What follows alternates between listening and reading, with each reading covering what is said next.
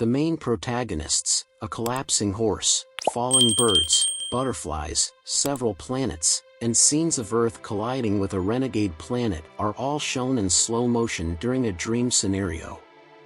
Justine's ambition is to marry Michael in a castle that her sister Claire and brother-in-law John own. Due to the challenge of navigating the tight and winding rural road in their long limousine, Justine and Michael arrive late for the reception. Justine notices a bright light in the sky as soon as they arrive. Astronomy aficionado John explains that it's Antares.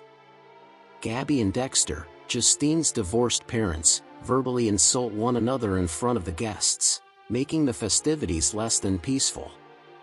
To the frustration of John and Claire, Justine never seems to stay put.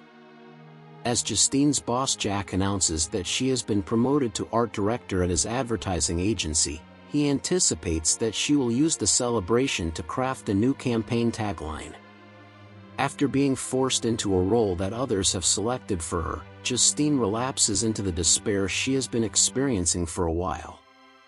After cheating on Michael, she calls off her marriage to him and leaves her job during the party, which lasts till the wee hours of the morning. While riding her horse with Claire early the next morning, Justine notices that Antares is no longer in the sky. Justine has descended into even deeper melancholy by the time she gets to John and Claire's estate. She can hardly get out of bed and isn't eating. It is discovered that the reason for Antares' apparent disappearance was a rogue planet called Melancholia that emerged from behind the sun and eclipsed Antares as it passed in front of it. John explains that Melancholia will pass near Earth but not collide with it based on the scientists' estimates.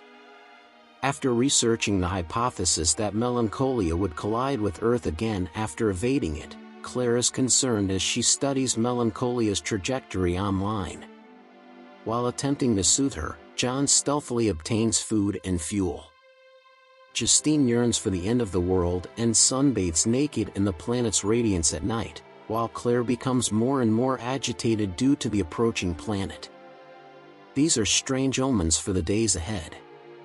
The weather fluctuates, the butler does not show up for work, the horses in the stable are restless, St. Elmo's fire is occasionally visible, and the electricity in the castle goes out. At first, Melancholia appears to validate John and the scientists as it passes past the Earth. However, Melancholia crosses Earth's orbit a second time due to a gravitational interaction between the planets and is now traveling in its direction. John overdoses on pills to end his life after realizing this. Claire tries to escape with her son Leo after concealing his death from the family, but the automobiles won't start. Justine says no to spending her last minutes with Claire sipping wine and enjoying candles on the balcony.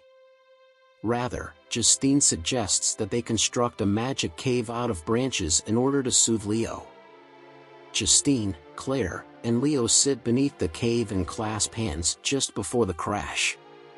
Claire panics and lets go, giving in to her hopelessness, while Justine and Leo appear indifferent to or at peace with their coming demise. When Melancholia eventually hits Earth, it splits both worlds apart and envelopes them in a sea of fire.